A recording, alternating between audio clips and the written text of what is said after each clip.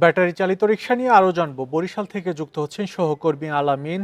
আলামিন, আমরা যে বিষয়টি লক্ষ্য করি যে ঢাকার চেয়ে জেলা শহর বা বিভাগীয় শহর, ঢাকার বিভিন্ন বাইরের যে বিভাগ রয়েছে সেখানে এই ব্যাটারি চালিত অবৈধ রিকশার সংখ্যা অনেক বেশি এবং বিকট শব্দে হর্ন বাজানো রাত দিন সমান তালে, পাশাপাশি যানজটেরও একটি কারণ হয়ে দাঁড়ায় এই ব্যাটারি চালিত রিকশা।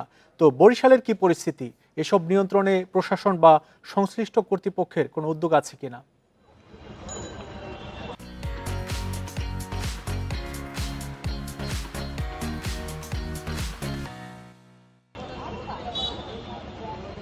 দেখুন, ঢাকার মতো কিন্তু বরিশালে একই চিত্র লক্ষ্য করা গেছে। আসলে বরিশাল নগরীর যে শাখা সড়কগুলো রয়েছে সেখানে কিন্তু অবাধে চলাচল করছে এই রিক্সাগুলো। এছাড়া কিন্তু আসলে বরিশালের যে মূল সড়কগুলো রয়েছে সেখানেও কিন্তু এই রিক্সাগুলো চলাচল করছে। এই প্রতিবেদনে যেমনটা বলা হচ্ছিল এর বাইরে কিন্তু কিছুই নেই। বরিশালেও এই একই অবস্থা আমরা দেখছি যে আসলে একটি যে ৩ চাকার যে প্যাডেল চালিত রিক্সা, সেই প্যাডেল চালিত রিক্সার উপর একটি মেশিন বসিয়ে দেওয়া হয়েছে এবং সেই মেশিনের মাধ্যমে কিন্তু আসলে তারা ৩ জন ৪ জন, কখনো আমরা ৫ জনও দেখি আসলে এই রিক্সায় বহন করতে।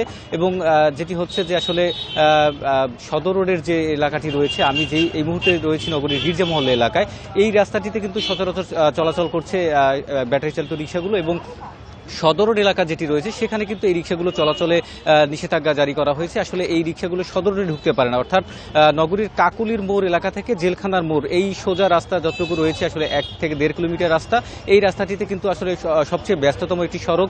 সেখানে কিন্তু আসলে এদেরকে প্রবেশ করতে দেওয়া হচ্ছে এবং যদি কেউ এই সকাল ৮টা থেকে রাত ৯টার মধ্যে যদি এখানে কেউ প্রবেশ করে সেক্ষেত্রে কিন্তু সেই রিক্সা চালককে কিন্তু জরিমানার আওতায় আনা হচ্ছে। তবে অন্যান্য যে রাস্তাগুলো রয়েছে সেখানে কিন্তু আসলে এদেরকে কোনো বাধা দেওয়া হচ্ছে না। আমরা এর কিছুদিন আগেও দেখেছি যে ৫ আগস্টের পরে কিন্তু এই রিক্সাগুলো সদর রোডেও চলাচল করছিল। তখন কিন্তু পায়ে চালিত যে রিক্সা চালক যারা রয়েছেন তারা কিন্তু প্রতিবাদ জানিয়েছেন, তারা বিক্ষোভ করেছেন এবং তারা চাচ্ছেন যে আসলে শহরের যে গুরুত্বপূর্ণ যে এলাকাগুলো রয়েছে সেখানে আসলে এই রিক্সাগুলোকে চলাচল নিষিদ্ধ করা। কিন্তু সেই বিষয়টি কিন্তু আসলে এখন পর্যন্ত কারো নজরই আসেনি যে আসলে এই রিক্সাগুলো কোথায় চলবে এবং কোথায় চলবে না, সেই বিষয়টি কিন্তু কারো নজরে আসেনি।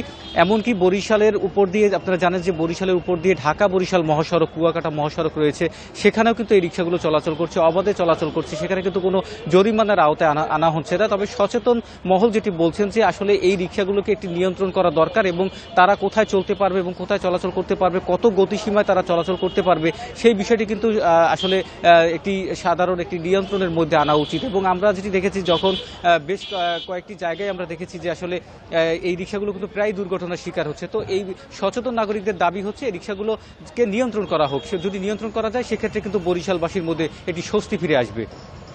সারা দেশের মতো বরিশালেও অবৈধ ব্যাটারি চালিত রিকশা বেপরোয়াভাবে সড়কে চলাচল করছে, সেই খবর জানাচ্ছিলেন সহকর্মী আলামিন।